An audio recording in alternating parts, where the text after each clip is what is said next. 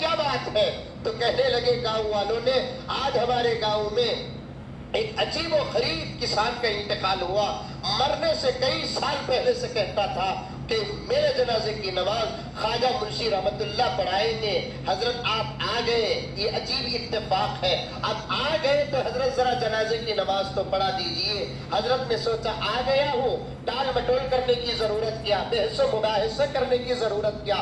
کسی مسلمان کے جنازے کی نماز پڑھنا اور پڑھانا بھی ایک بہت بڑا کار ثواب ہے۔ حضرت جنازے کی نماز پڑھائے اور خود حضرت خبر میں اترے اور اسے دفن کیا، اور اس کے بعد اپنا راستہ ناپا، گاؤں والے گاؤں کو چلے گئے۔ تھوڑی دور 2-3 فرسخ، یوں سمجھیے کہ 2-3 میل حضرت نہیں گئے، اچانک پھر واپس پلٹ کر آئے، گاؤں کے ذمہ داروں سے کہا کہ او بھائیوں، میں خبر میں اترا تھا اور جھک کر لاش کو، میت کو خبر میں رکھتے ہوئے میرے اوپر کی کچھ چیزیں گر گئی ہیں، اگر آپ اجازت دیں، ابھی ابھی تازہ تازہ دفنایا گیا ہے، میں ذرا کھول کر میرے ضروری چیزیں اٹھا لوں۔ گاؤں والوں نے کہا کہ حضرت آج تک ہم نے کبھی کسی کو دفنانے کے بعد خبر کو کھولا نہیں ہے، اور ہم آپ کے علاوہ کوئی اجازت پوچھتا، ہم خدا کی قسم اجازت نہیں دیتے۔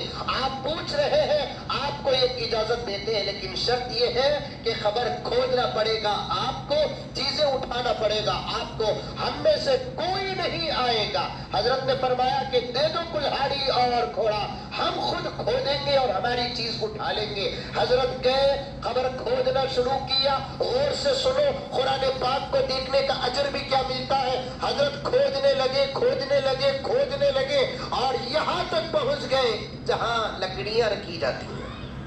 ہمارے بنگلور میں کوئی بھی مر گئے تو خبر میں دفنا کر لکڑیاں رکھتے، حیدرآباد میں تو اب تک میں دیکھا نہیں کیا رکھتے، لکڑیاں رکھتے، پتھر رکھتے، پتھر رکھتے۔ مجھے ان کی پوچھے حضرت یہ خبر میں پتھر رکھتے نا کیا ہے؟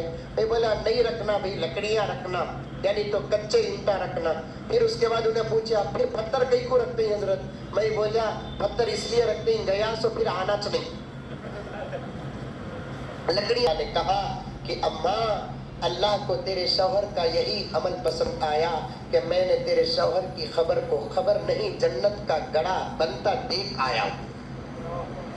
اس کو دیکھنا بھی ایک بہت بڑی عبادت، جب دیکھنا عبادت اور ثواب ہے، پڑھنا کتنی بڑی عبادت اور ثواب۔ جب پڑھنا عبادت اور ثواب ہے تو پھر ان بچوں کا، حافظوں کا کیا کہنا، جنہوں نے ان کو پڑھا ہی نہیں بلکہ اس کلام کو اللہ کے اپنے سینے میں محفوظ کر لیا۔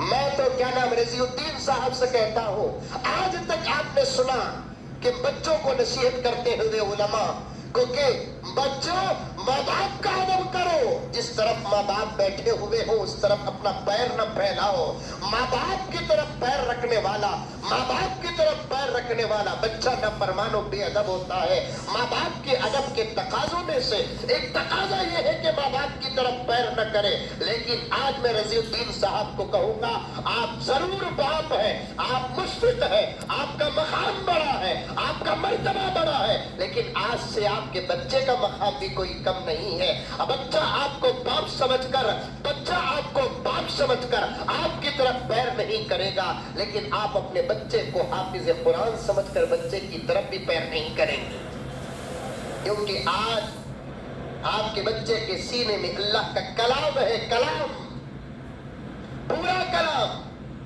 یہ اللہ کا کلام عجیب بات ہے، اسی